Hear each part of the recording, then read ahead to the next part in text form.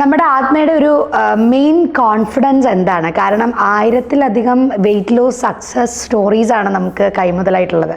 അപ്പം എന്താണ് ആത്മയുടെ ആ ഒരു കോൺഫിഡൻസ് എന്ന് പറയുന്നത്? ആത്മയുടെ കോൺഫിഡൻസ് ആത്മയുടെ ഡോക്ടേഴ്സാണ്.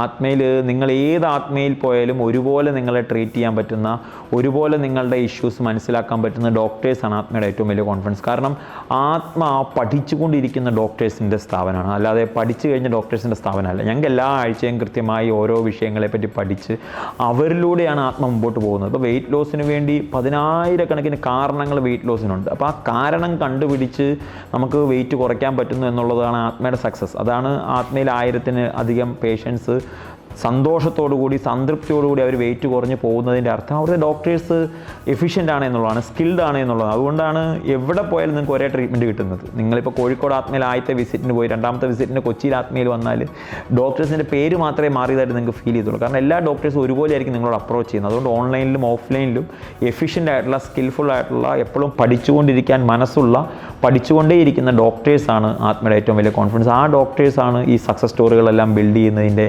റിയൽ ഹീറോസ് എന്നുള്ളത്.